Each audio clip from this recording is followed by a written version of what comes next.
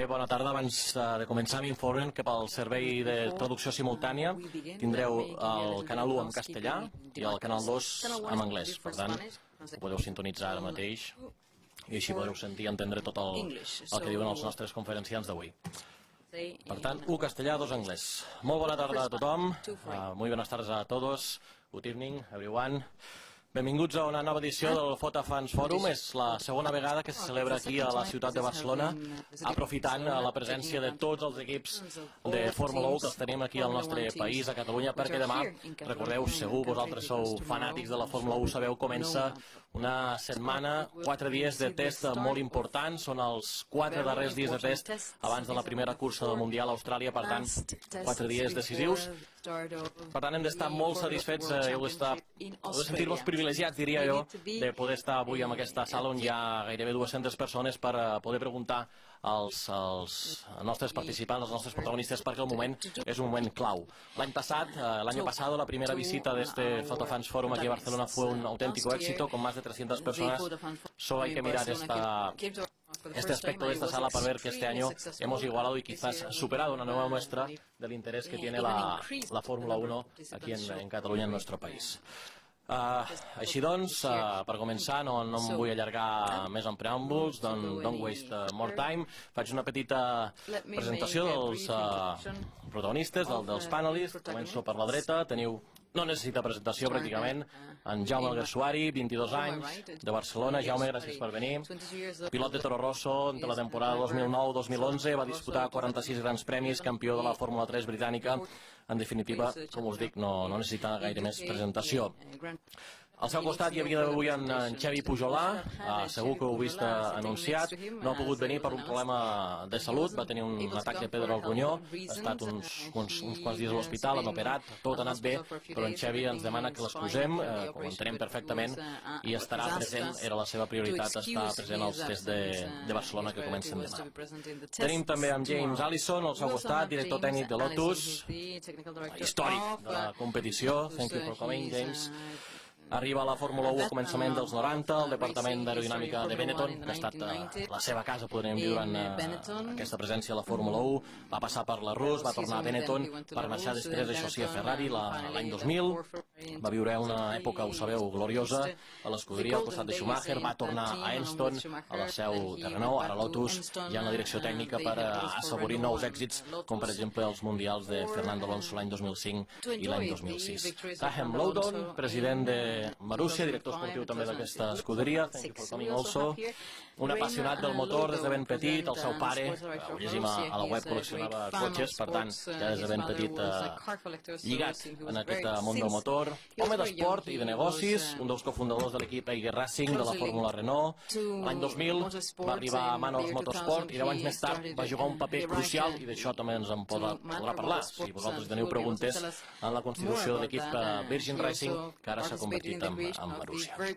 I al meu costat, un dels que serà, sens dubte, grans protagonistes d'aquest Mundial 2013 que comença d'aquí 2 setmanes a Austràlia, a Melbourne, Phil van der Garde. Thank you, Guido, for being here. Pilot holandès, 27 anys, un dels debutants, un dels molts debutants que tenim aquesta temporada a la grella de Fórmula 1. L'any passat, dic debutant entre cometes, perquè l'any passat va participar ja als entrenaments lliures dels grans premis de Xina, Japó, Corea, Índia, Abu Dhabi i Brasil. Campió de les World Series l'any 2008, experiència, victòries a la GP2, per tant, un altre crack. I amb un lema a la pàgina web, després li preguntarem, que diu Don't wait for changes, take them. No esperis els canvis, fes-los tu realitat. Després li preguntarem al Guido per aquest lema. Així doncs, feta aquesta breu presentació de cadascun dels nostres panelis, en anglès, dels nostres protagonistes, no gastem més temps i us cedim la paraula a vosaltres, perquè nosaltres, els periodistes, ja tenim molt temps de fer-nos preguntes al paddock al llarg de la Fórmula 1, del Mundial. Per tant, avui el protagonisme és vostre, aixequeu la mà quan vulgueu. Només una cosa, aquesta Aquesta sessió de la Fota Fans Forum està retransmetent en directe per internet a la pàgina de la Fota i també en un dels blogs més coneguts, el James Allen on FU, un crac del periodisme de la Fórmula 1. Si voleu tuitejar, sou perfectament lliures de fer-ho. El hashtag, em recorden que és l'almohadilla, diguéssim, en castellà, Fota Fans Forum, per tant, o Fota Forum més curt. Per tant, podeu tuitejar tot el que vulgueu mentre dura aquesta sessió, que tindrà una durada aproximada d'una hora. Per tant, tot el protagonisme vostre, com vulgueu, aixequeu la mà i us portaran el micròfon. Tenim les primeres preguntes.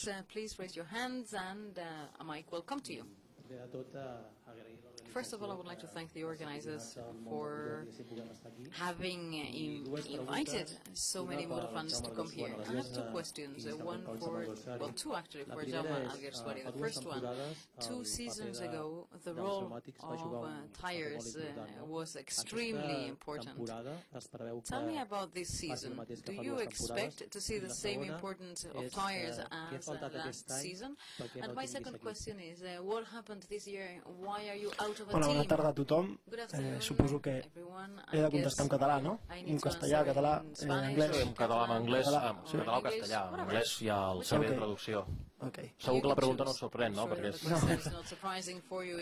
Bona tarda a tothom. La veritat és que sí que és veritat que el canvi de pneumàtics va ser, crec que un canvi molt significatiu a la Fórmula 1 fa 2 anys. Per això crec que ara el canvi de cada temporada és cada vegada més fàcil d'entendre per tots els equips, encara que tots els pneumàtics canvien cada any d'estructura, de compostos i òbviament de característiques. Tens que fer el cotxe d'una altra manera cada any, canvien les reglamentacions normalment i òbviament també canvia el pneumàtic, però des de, diguéssim, 2 marques tan diferents com Bridgestone, Pirelli, doncs hi ha un canvi molt més significatiu i per això tots vam trobar una diferència molt gran amb aquest canvi de pneumàtics. Ara per ara tots els equips tenen molta experiència amb el pneumàtic Pirelli, tots els equips coneixen a la perfecció com treballa aquest pneumàtic, encara que tot i així cada any canviïn. Crec que la diferència no és tan gran com aquell canvi de fa ja 2 anys. La segona part de la pregunta ja ho vaig deixar ben clar. La Fórmula 1 ara mateix està funcionant d'una altra manera a la que jo esperava i ja molt poc a comentar. Ara estic provant pneumàtics, estic content de la situació que tinc i espero, òbviament, tornar a la competició molt d'hora. Més preguntes.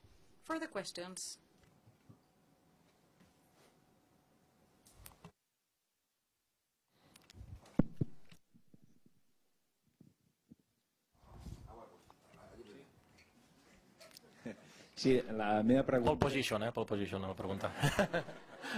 Sortint de darrere, no? La meva pregunta és pel Van der Garde. És una pregunta que ve relacionada una mica amb el funcionament de la Fórmula 1, en la qual tots els equips actualment són constructors. A mi m'agradaria saber si ell preferiria que a la Fórmula 1 no només hi haguessin equips constructors, sinó que també hi haguessin equips que poguessin comprar cotxes bé i, per tant, els equips d'entrada a la Fórmula 1 poguessin ser més competitius, com passa una mica en el Mundial de motociclisme, de MotoGP, on tenim equips que compren motos de Honda i aleshores els equips B, els pilots d'aquests equips tenen oportunitat, tenen qualitat i a vegades sense tenir un gran pressupost com pot tenir HRC, doncs de poder obtenir alguna victòria. Era per preguntar-li què opina ell sobre aquesta possibilitat. Jo crec que està bé que la pregunta la contesti ara al Guido, que és a qui va adreçada des del baix, però crec que és una bona pregunta també pels altres 2 protagonistes, pel James Allison i pel Graham Lowdon, que també diran la seva. Guido, qüestió was for you. Well, I think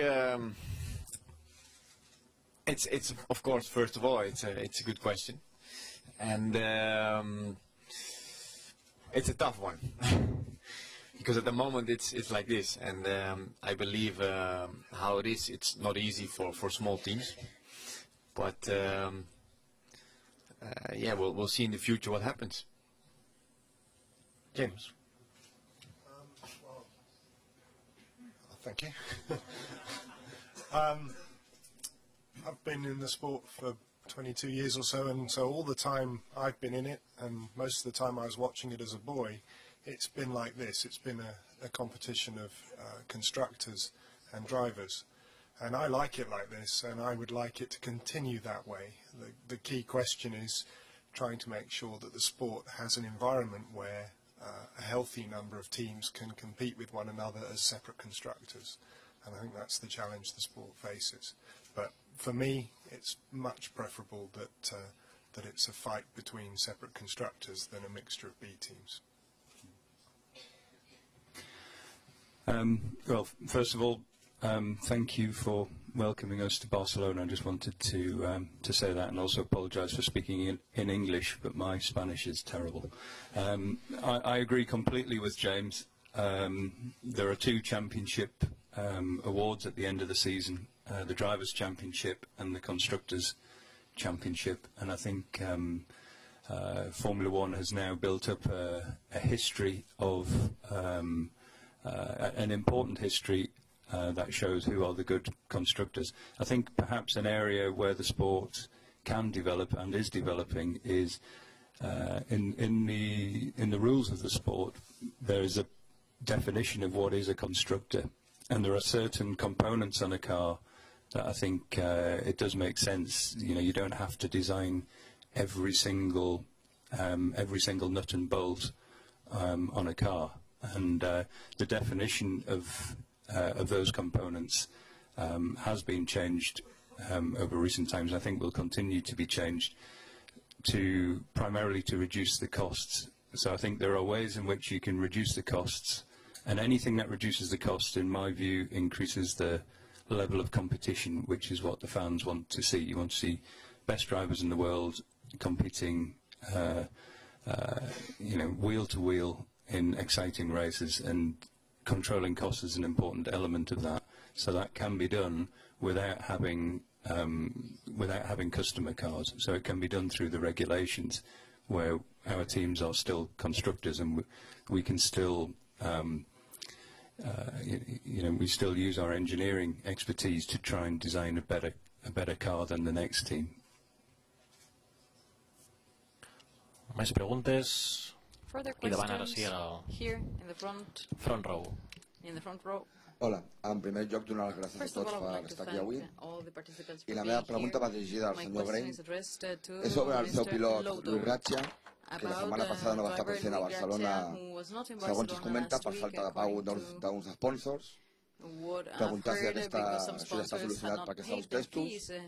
I jo com a aficionat, a mi no em sembla bé això que passa avui en dia, que per exemple el Jaume estigui fora, i altres pilots, jo crec, de menor qualitat estiguin a dintre de la parrilla, i volia saber la seva opinió sobre això de que si pago, cobro, i si no pago, no puc estar ni els testos.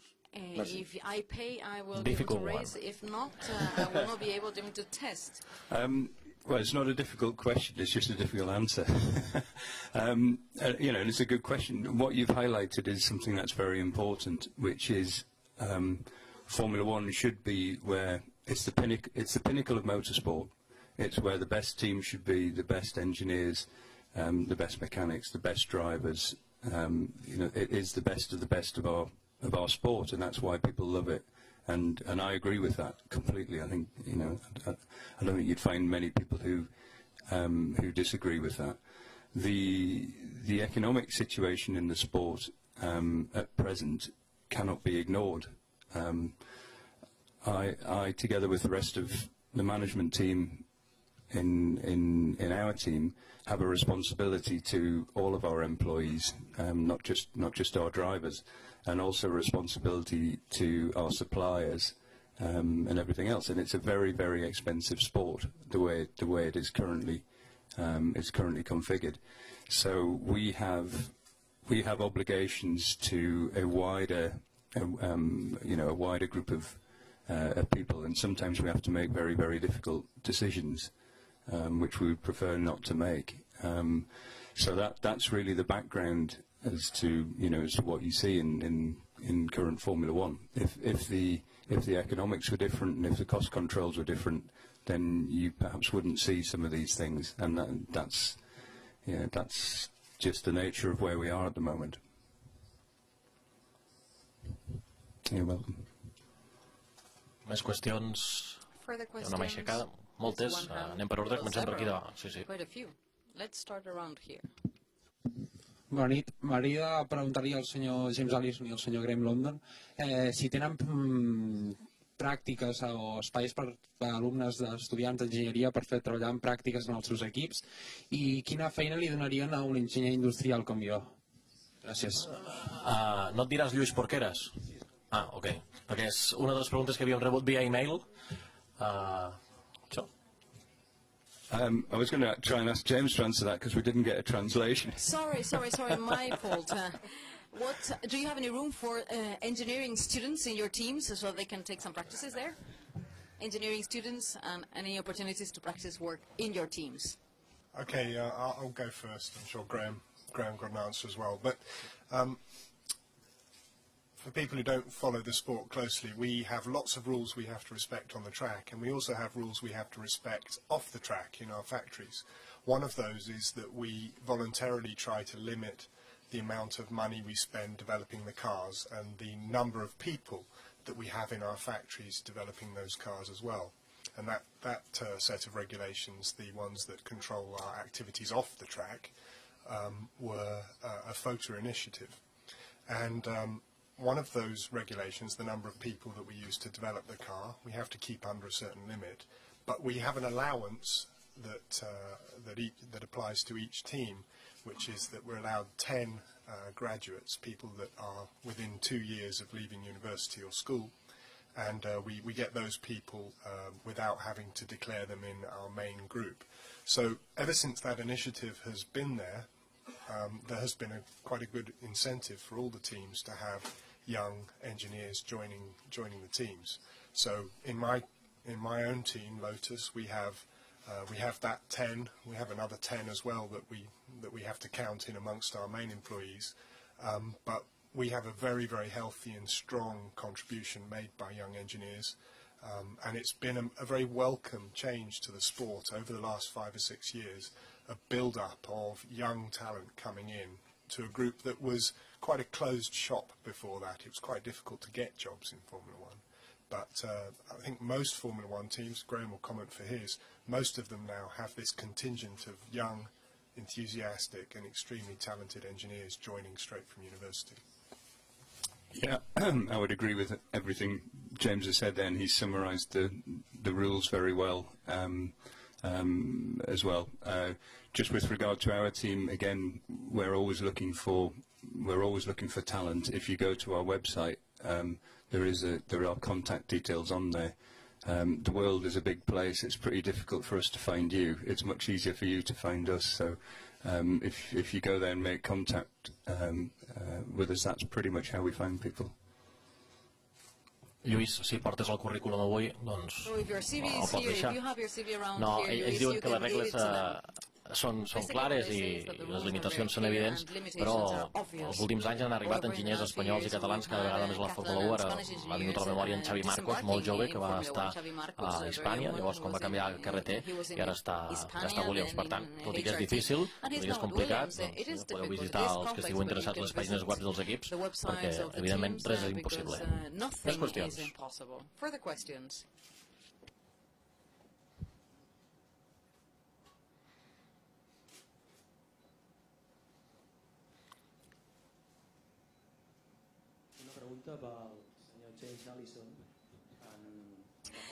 A question addressed to Mr. Allison. The tests you've been having so far, in the tests you've raced so far, is there a big difference between last year's cars and this year's cars? And my second question is, do you think that all teams are bringing in the improvements that they will be showing in Australia, or would you say that they will wait for this week before they do that? So the regulations for 2013 are very, very similar to 2012. As a consequence, the family of cars that you see launched and testing so far this winter are pretty similar to the year before. However, in our own case, and I'm sure echoed up and down the pit lane, pretty similar doesn't mean the same by any means. Nearly all the bits on our car are different to last year's bits, and the car is aerodynamically significantly more efficient than last year's car, simply because as time goes on you find more and more ways to add downforce and get lap time. So although the cars are visually similar and the regulations are similar, there is a lot more performance in this year's cars. In terms of the bits that we will be racing here and then in Australia, everyone brings a launch car to the first test. Generally speaking, not much change for the second test. This final test of the winter is an opportunity to try to get most of what you're going to race in Melbourne sorted out. So most people will have an upgrade package of one size or another to run here, and more or less the car that is going to race in Melbourne will test here. In our case, we will bring other things direct to Melbourne, but by and large the Melbourne car will test here. La meva experiència en la Fórmula 1 diu que això queda molt bé, però llavors et porten tot un cotxe completament diferent. Més preguntes. Further questions? Aquí a la tercera fila, sí. Third row. My question is for Graham. I mean, everyone is talking about the economic situation in Formula One at the moment, and I just wanted to know how confident you are about, I suppose, the survival of Mauricio. You've already had to make some very difficult decisions, letting go of Timo Glock. And I was here last year when Luis Sala was on the panel, and HRT is no longer in existence. So I just wanted to know how confident you are that Mauricio will be here in the next, say, 3 to 5 years. And do you think the rules are fair, or is there anything the FIA or Fota can do to secure the future for the team? Well, certainly we'll be here. I don't have any doubt of that at all, and the reason I say that is I have absolute faith in our management team. That's our job. A little bit like the earlier question, you know, you'll see difficult decisions getting made, and often to do with drivers like Timo, and it's our job to make those decisions, and we make them because it's very, very important, obviously, for the team to have a stable platform on which to build, and that's part of our job. So I have every confidence that nobody said if we came on this panel that they would get rid of our team during the year. I'm a bit worried about that now. You know, I think it was a real shame what happened to HRT. The sport needs to have a good look at itself when participants exit from the grid. There are only 11 Formula One teams in the world, and we certainly don't want to see that number go down at all, because you know, when you're watching a Grand Prix on the track, you want that diversity, you want that difference in teams and drivers, so can regulation changes help? Well, yes. The answer is yes. This is an incredibly popular sport. You know, I think it's the ultimate team game compared to anything else. It's better than any other sport in terms of what it has to offer the fans. So, you know, the one thing we do know is that this is a globally very, very popular sport, and so I think it's really important that we have the right recipe to make sure that that teams not only survive. You know, we shouldn't be talking about survival. We should be talking about how successful these teams are, and you know what the teams do and what they produce is you know, I think is really fantastic. And so we want to see a set of rules, both technical rules, sporting rules, and financial rules that help protect the sport and allow it to grow. And you know, we know it's very, very popular sport, so we want to see that growth continue. And you know, I think, you know, with the right set of rules, it will do that. Abans de continuar, se m'acut una pregunta pel Guido. Hem començat aquest acte parlant de pneumàtics, després el James Allison ha dit, ha recordat que ja sabem que són cotxes molt iguals, que no hi ha massa canvis de reglament. Guido, tomorrow rain, Friday more rain. Maybe only 2 days with a dry track in Barcelona. Checo va dir la setmana passada, Checo Pérez, que igual tindríem grans premis amb equips, no sé si es referia a la part baixa de la graella, Marúcia, Caterham, per tant és una bona oportunitat per saber-ho, que podrien anar a 6 o 7 parades. És possible això, aquest any? 6 or 7 times. Would that be possible this year, to have a 6 pit stop strategy? Because everybody in the press conference with Checo said 7 pit stops. Well, I think we saw last year McLaren was quite fast in the pit stop. So, oh, sorry. Yeah, McLaren was last year quite fast in the pit stop. So I don't know what they're planning, but we'll see. I mean, Alguersuari will probably bit the tires as well. For me, they have been quite good. They're not easy. The thing is that over one lap, if they're new, they're I think very good. The handling is quite nice, and the warm-up of the tires is quite good. But then you have a bit of drop-off, yes. So it's not easy. I think you will see some surprises during the first race. But so far, I think the tires are pretty good. És possible veure 7 guanyadors diferents a les 7 primeres curses? Podem tenir un començament de Mundial tan espectacular i inesperat com el de l'any passat? In the first 7 races, could we have a start of the season as spectacular as last year? It's a hard one. I hope so. I think it's very good for the sport. I think last year was great to see. So yeah, we'll see. Més preguntes. More questions. Moltes mans aixecades. Comencem pel davant. Aquesta noia del jersei negre a la tercera fila, que crec que ha aixecat la mà abans. In the third row. My question is addressed to Mr. Allison. Knowing that Formula One will become an engine competition in 2014, do you think that you will be able to stand out over Red Bull or Williams, knowing that the Red Bull has a better engine? Okay, I think it's probably not fair to say that it will become an engine championship in 2014. It's true that we will have new engines. It's true that that engine is very different from what goes before it. But the team that will win will be the one that produces the best combination of power unit, engine, and chassis, and the challenge of putting these new power units into the chassis is tremendous. Completely new gearboxes, completely new cooling systems, completely new bodywork, and there is a legion of opportunities to make mistakes in the way that you go about that. There's also a lot of opportunity to do a good job if you're able to.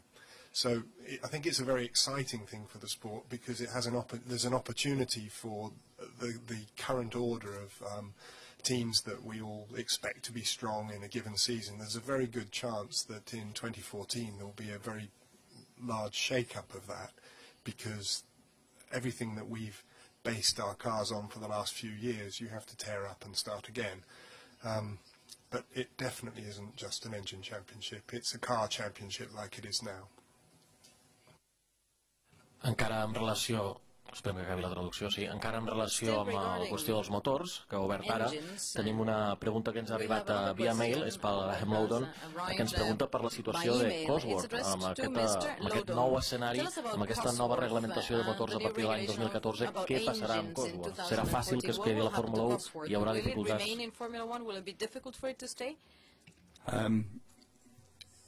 My understanding is that Cosworth won't be making a 2014 engine. Obviously, I don't work for Cosworth, so I'm sure they can answer the question. But that's my understanding. I think the 3 suppliers would be Mercedes, Renault, and Ferrari.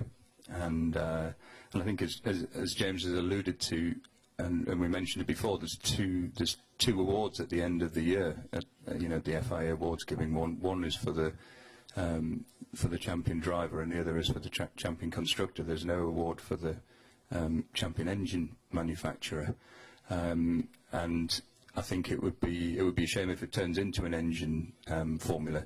The challenge is really for the teams to see how they package this engine. It's an incredibly complex piece of engineering, and the engine manufacturers themselves are doing an amazing job producing these power units. They really are going to be technically quite something, and hopefully they'll make the sport more interesting, more exciting. It's certainly going to have a massive effect on the strategy during the races. But I think we'll have to wait until 2014 to see what the overall outcome will be. Jaume, ens arriben més preguntes relacionades amb els pneumàtics via Twitter, amb el hashtag FotaForum. Recordeu que podeu tuitejar vosaltres en directe. Ens demanen, Jaume, també la teva opinió. Podem anar a grans premis més bojos que l'any passat, sobretot al començament del Mundial? Tu que coneixes els pneumàtics sobre el paper més bé que ningú. Jo crec que sí que és veritat que els pneumàtics cada any canvien, encara que siguin de la mateixa marca. Hi ha una evolució i tinc entès que per el que hem provat i els testos que hem efectuat aquest any el pneumàtic és, jo crec que en tots els aspectes, més competitiu, més eficient que els de l'any passat. Crec que és molt fàcil jutjar un producte amb dos testos, i especialment perquè no tots els circuits són iguals, no tots els asfalts, la rugositat de l'asfalt és la mateixa, no totes les temperatures són les mateixes, amb el qual, sincerament, no hem vist res encara del que podem veure sobre els pneumàtics. Per això jo crec que sí que és veritat que són diferents de l'any passat.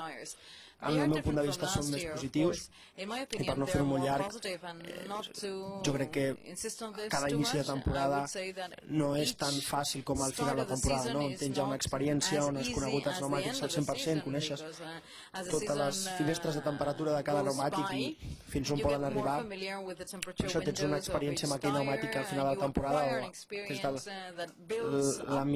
de la setena a la vuitena carrera fins al final, que òbviament hi ha menys degradació, tot sembla que és més fàcil, no? Pels pilots, pels equips, pels enginyers.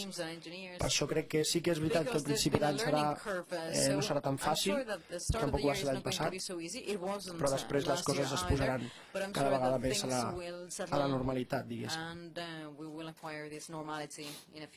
Sí, fins i tot es va dir que Pirelli a l'hora de triar els pneumàtics pels últims grans premis va adoptar una postura més conservadora. Veurem què passa aquest any. Més preguntes. Fem-ho per ordre. Aquest noi de la melena llarga, cinquena fila.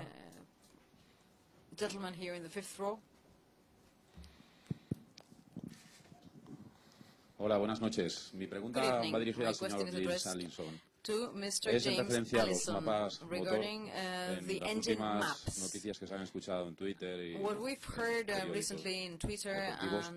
se referían a que les habían dicho algo tanto a Renault como a Red Bull sobre el tema de los mapas motor. Quería saber si les ha influido en los test o si ha habido algún problema o ha tenido algún cambio o si ya ha quedado claro. Okay, so on the engine maps, to be honest, it was clear at the beginning, it's clear now, it will be clear all the way through the year. The job of a Formula One team is to stay inside the rules, but to generally to try to explore the boundary of those rules as much as you possibly can, because to do otherwise is to throw away performance needlessly. So there are a set of published and clear rules about what you're allowed to do with the engine maps, and Renault explores those rules in the same way as the other engine manufacturers do. We were experimenting in testing on the last day of the last test that we went to with an engine map that we explained to the FIA what we were doing, shown them it, and seeing what it did on the track. And having run it on the track and actually didn't work very well anyway, We learnt from the FIA that they were not happy with what we proposed, and so we're not doing it. But that process is continuous. You explore the boundary of what's allowed. You don't do it in secret. You do it showing the FIA what you're doing, and they tell you what you can get away with, which is the reason why it's in the press that we're not allowed to do that, because we told them that's what we wanted to do. So it's just the nature of the sport.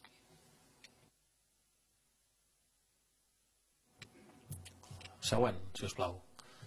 Next. Veig un senyor amb ulleres allí a la meitat de la sala. A gentleman with spectacles, midway into the room. S'està parlant més gairebé de la temporada 2014 que la 13, Els periodistes també tenim aquesta sensació que aquest any, amb el reglament tan igual, és un any de transició, però el que compta és el 2013 amb aquest Mundial que comença a Melbourne. Question addressed to Mr. Allison. What's the degree of complexity added by the fact that you need to develop a totally new car for the 2014 season, along with the development of this season's car? Would you say that further down the season, this will mean that there is a bigger gap between the three teams that have more resources and the midfield? The challenge of 2014 is significant. It was probably a bigger challenge in terms of our resources last year than it is this year.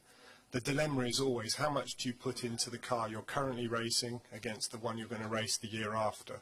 That's the perpetual dilemma of a Formula One team. Last year we had the additional difficulty that we were having to consider the 2012 racing season, preparing the car for 2013, but also planning 2014. It's unusual to have to manage 3 projects simultaneously.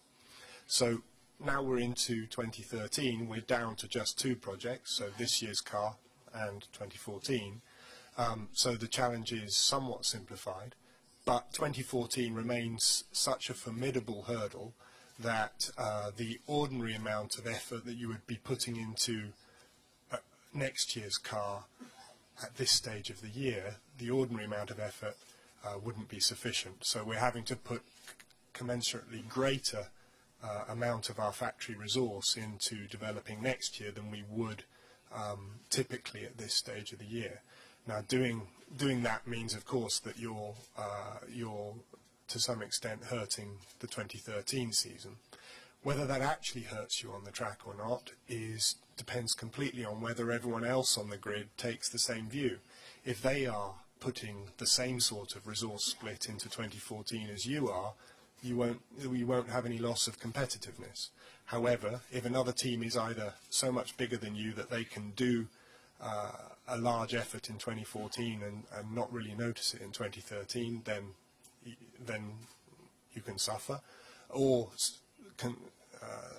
the other possibility is that a team is putting all its eggs in the 2013 basket, the last hurrah of this year's rules, and is prepared to suffer next year. But for my team, the right thing to do is to put commensurately more effort into 2014 next year than we would normally do in a normal year, because it is just a very big challenge. De fet, tenim 2 entrades que sortejarem ara pel Gran Premi d'Austràlia per qui pregunti sobre la temporada que està a punt de començar i no parlar del 2014. A partir d'ara, 2 entrades. 2 tickets for Australia. But you don't need tickets. Next one. Aviam, hi ha un nen aquí a la tercera fila, a la quarta.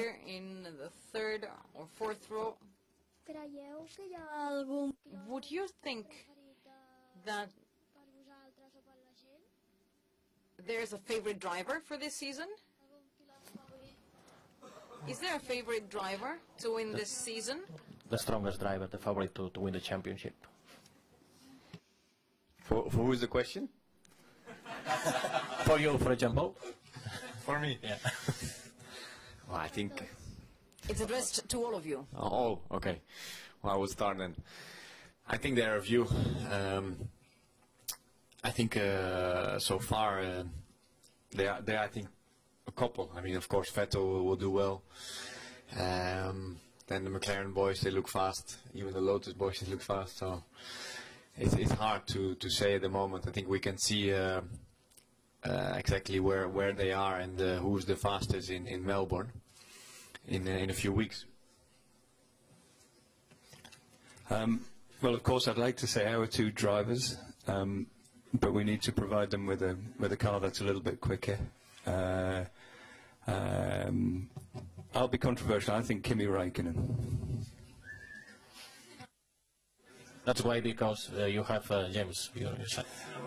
Yeah, and he drove in our Formula Renault team, and he has big hands. I don't think that's controversial. I think it's a very reasonable judgment. What's absolutely clear from the first couple of tests is that it's close at the front. Of course, things can change because we're not wearing the Melbourne clothes on our car yet. But it was close last year. But the indications are that it's closer still this year. So I think it would be a very brave person who made a bold, made a confident prediction of who was going to win the championship this year. Could be anyone from 4 teams. Right, it's definitely Kimi Räikkönen then. Sí, la veritat és que no hi ha molt més a dir. Crec que James ho ha subratllat bastant bé, estic completament d'acord amb el que ha dit. Primer de tot, mires la reglamentació del 2012 al 2013, no hi ha grans canvis. El potencial dels cotxes top teams jo crec que serà quasi bé el mateix. Sí que és veritat que a davant està és molt difícil fer una gran diferència, ja ho hem vist aquest any, crec que tot estarà molt just i des del començament fins al final. Jo crec que tots els equips estan pendents del que passava més el 2014 que el 2013 i per això confio que hi hagi uns 4 o 5 pilots aquest any que puguin optar pel títol, no? Serà tot molt just des del principi fins al final. Jaume, no els hi pregunto a ells perquè seria poder posar-nos en un compromís, però tu, que ara no estàs dins de la grella, sí que t'ho puc preguntar, perquè segur que hi ha molta gent que s'ho pregunta. Entre aquesta nòmina de pilots que opten el títol o a guanyar carreres, hi poses Lewis Hamilton? L'ha encertat? S'ha equivocat? Jo crec que és difícil de dir, no? Com ha dit el James, no tots els equips porten la seva roba posada ara mateix. Hi ha moltes diferències des d'ara mateix fins a Melbourne, sobretot els equips de davant, no? Que tenen potencial per fer uns canvis de cotxe al·lucinants, no? I per això és difícil de jutjar on estarà cadascú ara mateix. Jo em baso amb el que vaig veure l'any passat, sabent que la reglamentació no canviarà tantíssim i per això crec que hi ha 4 o 5 pilots que poden estar guanyant curses. No sé si seran 7 com l'any passat, que van guanyar 7 pilots en 7 diferents curses, però sí que crec que encara seguirà sent molt just. Vinga, va, més qüestions. Aquest noi amb ulleres i bigot ha sigut el primer. Pole position ara per ell. Gentleman here. My question is addressed to James. We've seen that Williams now has got an aerodynamic rim as last year. Are you going to copy this? And if you copy it, how long will it take you to have this? It's the axle casing or axle housing. Will you have a new axle housing soon? Okay, you're going to have to forgive me because I genuinely haven't looked at the Williams axle casing, or I'm not quite sure which bit you're referring to. I'll say a general thing though, every team on the grid is absolutely shameless about copying anything that they think will make their car go quicker. Of course, you are not going to be a championship team unless the majority of your intellectual property is derived at home. But if there's a good idea that's in the public domain that another team is showing, you'll just copy it as fast as you can, because there isn't a prize for originality, there's only a prize for winning. Tercera fila. Third row. James and Graham, what has been your, I suppose, highest achievement in your respective roles as the Technical Regulations Working Group Chair and the Sporting Regulations Working Group for Fota? It's really boring, I know, sorry.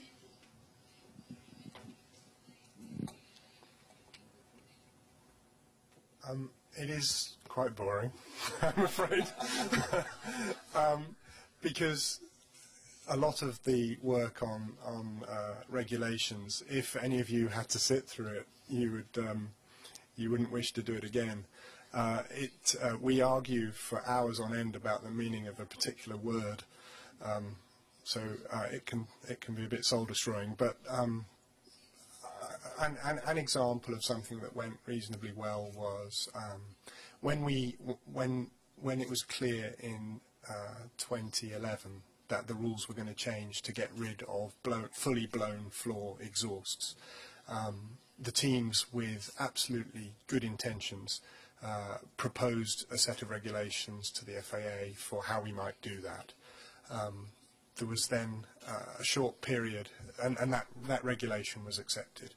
After about 3 or 4 weeks, the aerodynamicists had been set free on that new set of words, and it was pretty clear that they were inadequate to control the sport in the way that we had intended when we proposed them. And that problem was raised in a Fota forum, in the Fota Technical Rules Group, and it was argued through to a conclusion, and a modification was made to the rule that meant that effectively we didn't have to have a massive argument at the start of the following year. It wasn't very interesting, and it was very difficult to get an agreement made on it, but it was a reasonable achievement.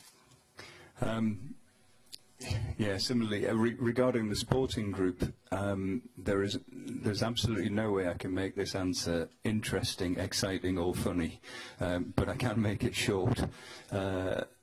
Anything that we've achieved in the last few years to do with reducing cost has usually helped improve competition, and so I would say any one of probably 3 or 4 things, either to do with limiting testing or aerodynamic development in the sporting regulations. Anything like that, I think, has been a really good thing for the sport, and it's often unseen, and it requires a huge amount of cooperation between the teams.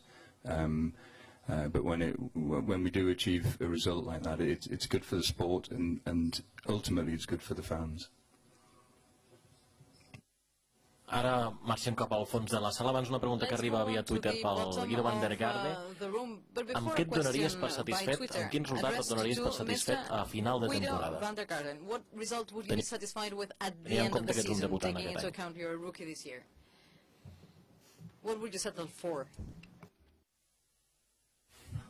I think we are still a young team, and we just got a new CEO, and I think he will put everybody on the right place, and we will make steps to the right direction. But for me, if I can be the first one who gets a point for Caterham, I will be the happiest person on earth.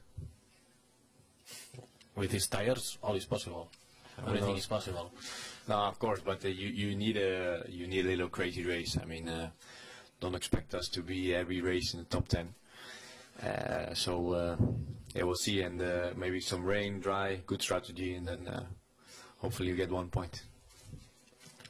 Vinga, ara sí, més preguntes. La part final de la sala, que fins ara no hem tingut l'oportunitat de preguntar. Hello. You mentioned that teams copy each other. What methods do teams use to copy others?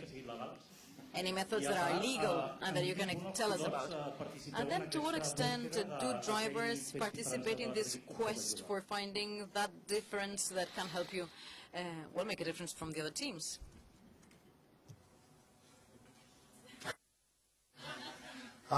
Well, the biggest friend of the copier is photography. So there's a lot of photographers in the pit lane, and they make a part of their living by selling their photographs to all the technical departments of all the teams.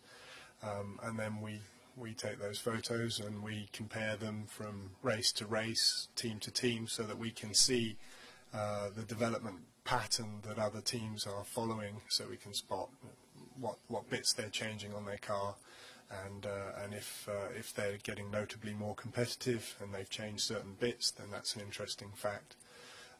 But honestly, in a Formula One car, so much of the performance is right in the detail that even some fantastic photographs are not really going to yield the type of clues that you need to catapult your car forward. So it's a contribution to what you do, but it's not the be all and end all. As far as what the drivers do, well, they'll always take an opportunity to crawl over other teams' cars in Parc Fermé when they get out their car and tell us anything they see interesting. But drivers mainly drive. They leave us to do the car. Ara que parla de fotògrafs i tal, aprofito per denunciar, en to de broma, evidentment, el que passa als tests, amb totes les teles al pit lane, quan vols fer un plano de prop de qualsevol cotxe, entren, tanquen la porta, i no pots filmar res, llavors estan tots amb les fotos. Why? I don't know.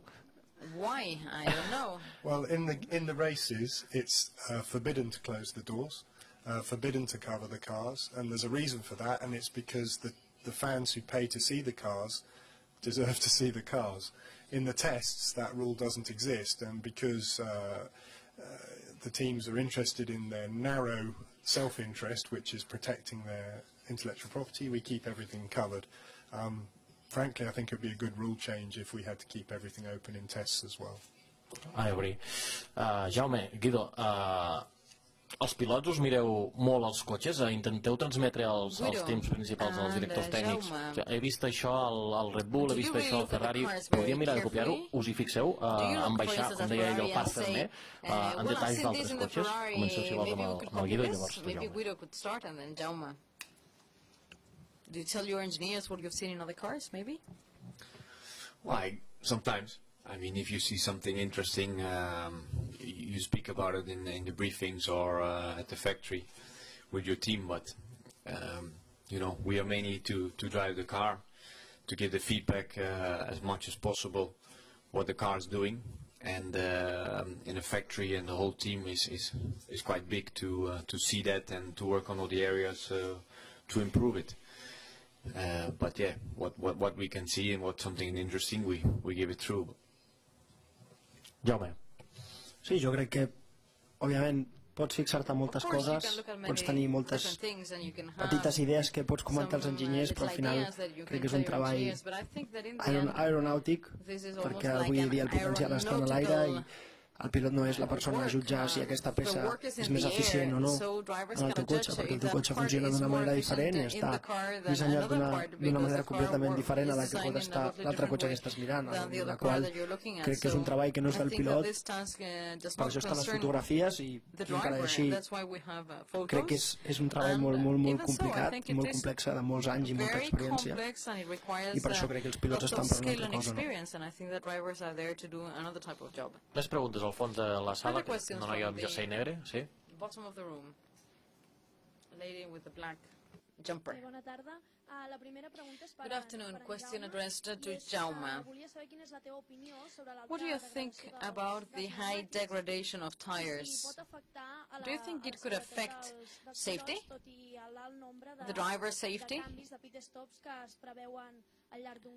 In spite of the fact that a high number of pit stops are foreseen. My second question is addressed to Mr. Allison. With the reputation that Kimi Raikkonen has of being a very cold man, not very talkative, is it easy to work with him? Is it easy to work about the feelings he has on the car and to discuss with him? Second one is more interesting. Ok, aleshores em callo i no dic res. So I'll shut up and not say anything. Jaume, you start. No, jo crec que no... Jo crec que perillós no ho és. Crec que perillós seria si els pneumàtics explotessin en una curva on mai te'ls esperessis, però no és el cas. Crec que l'alta degradació que pots veure avui o demà depèn de la circumstància en la que et trobes, temperatura, pista i del compost, i òbviament també de l'equilibri del cotxe, no? I també del pilot, dels enginyers, però crec que és un tema que avui es pot veure d'una manera i demà es pot veure d'una altra completament. Per això abans he dit que no agafaria aquests dos tests que s'han fet fins ara amb dos circuits, a més, que Barcelona i Jerez són circuits molt difícils pels pneumàtics, amb un nivell de rugositat molt alta, i crec que et fas una idea segurament diferent del que pots trobar-te en un escenari completament diferent a Melbourne, no? Però per això no diria que fossin perillosos, no?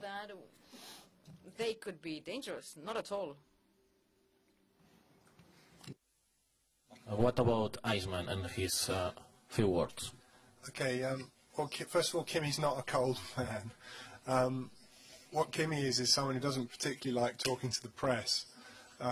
But inside the team, what Kimmy does like doing is racing cars, and the team is a group of people who are there to help him race cars, and Kimmy is completely friendly and normal, and just like you'd expect a young, good guy who likes racing cars to be. So the persona that you see is the one that he presents to the press, because he doesn't like talking to the press, but the persona we see is just a nice, fun, fast driver who's easy, straightforward to work with, who's completely his own man, and is not particularly interested in sort of pushing any sort of corporate line, which I think is why he has so many fans, because I think they can see that he isn't being anything other than himself. So he's fun to work with. I guess the only time when we see the sharp edge of his tongue rather than the fun part of him is he doesn't like people talking to him in races very much. He likes just to race. He doesn't like stuff in his ears, and so we have to judge quite carefully when to say and how much to say, in order to strike the right balance between telling him stuff he needs to know and not pissing him off. But other than that, normal bloke. És un bon retrat de Kimi Raikkonen. Una pregunta tinc ràpida abans de continuar pel Guido, perquè ara m'ha vingut al cap el company del Kimi, d'en Roman Grosjean. L'any passat, ho sabeu, es va parlar molt, de fet hi va haver algun pilot dels equips punters que va parlar molt sobre l'actitud, sobretot en els moments de la sortida dels pilots que arribaven nous a la Fórmula 1, dels debutants. Tots tenim al cap la sortida de Roman Grosjean a Bèlgica. Guido, estàs d'acord? You agree with this feeling that the young drivers must be patient i no prendre tants riscos a les sortides, sobretot? Perquè aquest any hi ha molts pilots joves, molts pilots debutants. Yeah, they are. Well, I think it's hard to judge about Roman last year, but I think he did a great season. He showed his speed. And he did quite well. Of course, he had some accidents, but that's maybe his little nature, you know. I've been racing with him in the past, and he likes to do some little risk. But on the other hand, you know, he did very well for his first season. But for us, you know, we will be. Well, we don't know yet where we are in the pack, but. Yeah, the most important thing is to learn as much as possible. I have an experienced teammate, and I want to learn as much as I can from him in doing the first few races. And of course, you have to respect the rules and don't go crazy on the start. Un noi amb jersei negre aquí al córner. Bé, bona tarda. Volia fer primer una pregunta al James sobre les limitacions de la Fórmula 1 com a director tècnic. No et cansa, no t'emprenya que cada vegada hi hagi limitacions, mapes motor, escapaments, aerodinàmica? Penses que es pot arribar a perdre l'essència de la Fórmula 1? I la segona pregunta és pels pilots, i per vosaltres també, si realment creieu que es veu per la Fórmula 1 que amb 12 dies aquest mes, que tingueu 12 dies aquest mes per entrenar a patar cara a la temporada 2013. For the whole 2013 season? I'm often asked about regulations, and I don't think that they're a bad thing. I think they're a good thing on a couple of levels. First of all, they every now and again they change the regulations, and that keeps us all in a job. Because if the regulations were stable, then some time ago we would have homed in on the ultimate car, and that would be the end of it. But more seriously, Formula One is about excellent engineering and about innovation, and innovation is actually more important when the regulations are constrained than they are when the regulations are open. And having constraints on you forces you to think laterally to solve problems. And there are a number of utterly beautiful solutions that have been put forward by Formula One engineers over the years directly in response to the constraint of a regulation. And it's a lot of what makes the job fun is thinking how to make the car quicker, even though the regulation is more constrained than it was in the past. So no, the regs are good, and they don't make you frustrated. Graham, what's your opinion about that? Well, I agree. I mean, a championship with no regulations would clearly be impossible. And James is right. But when there's a change in regulations, as long as the change isn't too big, there can be some really elegant solutions, and that's when you see the best engineers really come to the forefront. So I personally think the balance is about right. Guido, the second part of the question, only 12 days of testing this winter, 6 per driver, it's enough?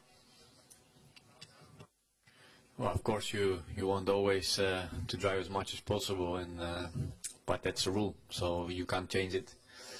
I wish I had had a few days more with the team, but it's like this.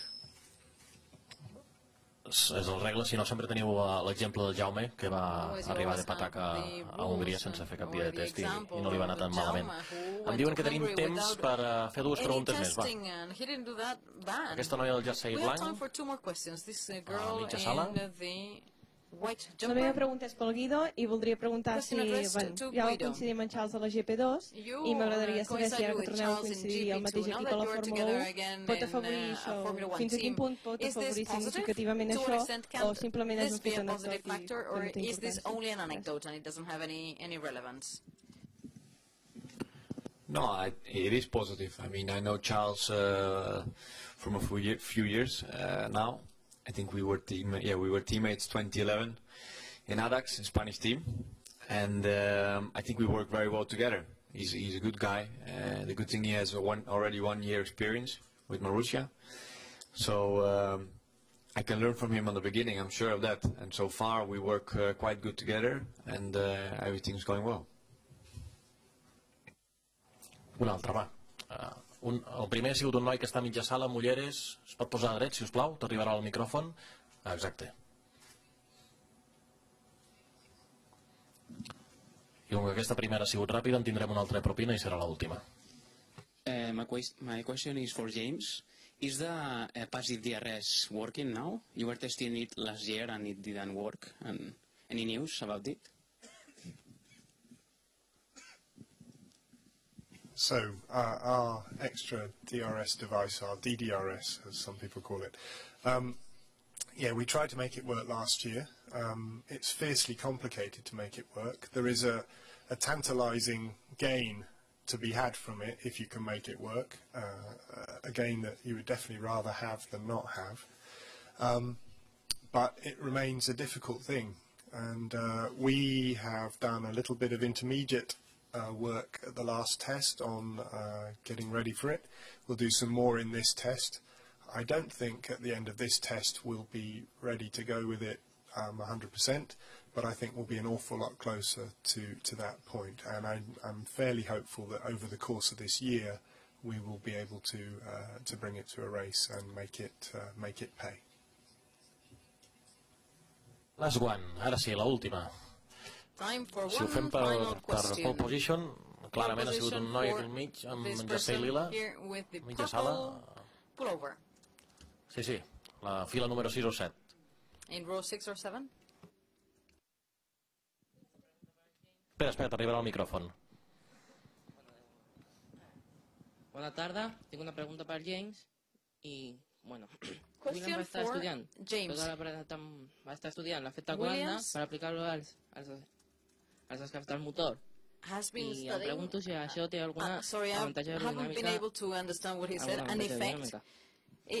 An effect? Could you ask him to repeat the question, please? The aerodynamic advantage of the Coanda exhaust. If you can explain which consists this system, the Coanda exhaust. Yes. Right. I think the question, I'm afraid the translation didn't work fully, but from what I understand, the question was about the Coanda exhaust and what a Coanda exhaust is. If that was the question, I'll briefly describe it. We decided as a sport to get rid of fully blown exhausts back at the end of 2011. When you want to, the best place to blow exhaust on a Formula One car is down in the gap between the rear wheel and the floor. There's a small gap there. If you can get the exhaust to hit that gap in the right way, you get a lot of downforce from it. And in 2011, that's where most cars put their exhaust pipes, right pointing at that gap. So when we decided to get rid of those systems, we did so by enforcing that the exhaust pipes were pulled quite a long way away from that part of the car, and also forcing the exhaust pipes to point upwards at a certain angle.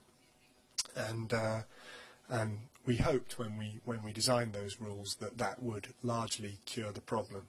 And we were successful in largely curing the problem, because we don't have anything like the power from the exhaust blowing as we used to have in 2011. However, it was quite quickly realised that even though the exhaust pipes are now a long way away from that magic little gap between the tyre and the floor, even though they're a long way away, you can still get the exhaust to end up pointing down that little gap by using the surfaces on the car, which pretty much all the teams are using now, which is called the Coanda surface, and that is exploiting a characteristic of a moving fluid, which is that it wants to stay stuck to a curved surface. So if you blow the exhaust out in the place that the rule forces you to blow it out, at the angle it's forcing you to blow it out at, if you put that exhaust gas right next to a curved surface that dives away and points down at this magic gap in the floor that I talked about, then luckily fast-moving fluid wants to stick to that curved surface. That's the surface we call the Coanda surface, because this effect of fluid sticking to a curved surface is called the Coanda effect. And by blowing the air onto this curved surface, we can redirect it, and even though it starts a long way away from this magic gap and pointing completely in the wrong direction, by the time it's gone over the Coanda surface, it ends up pointing back down in the magic place that we want it to point at, and hey presto, we get a load of downforce from it. So that's what it is. Bueno, com dirien els anuncis, no intenten hacerlo en sus casas, perquè no us sortirà. No hi ha temps per més, perquè tota aquesta gent demà tenen feina al circuit, comença aquesta setmana d'entrenaments decisius, els darrers, abans de la primera prova del Mundial. Moltes gràcies per venir, em sap greu, que segur que hi ha hagut molta gent que s'ha quedat per preguntar, però el temps és el que és, i a més la Fórmula 1. Gràcies per venir, gràcies als que ens han seguit també en directe per internet, s'ha transmès en live stream aquesta sessió del Fota Fans Forum. And for you, thank you for coming, and we wish you very good luck in this season that we start in Australia, Melbourne. Un fort aplaudiment per tots. Big round of applause for all of you. Thank you. I abans de marxar, si voleu un autògraf d'algun dels dos pilots, del Jaume Alguersuari o del Guido van der Garde, podeu fer una cua ordenada, si us plau, ordenada aquí a l'esquerra, i us atendran. Moltes gràcies a tots.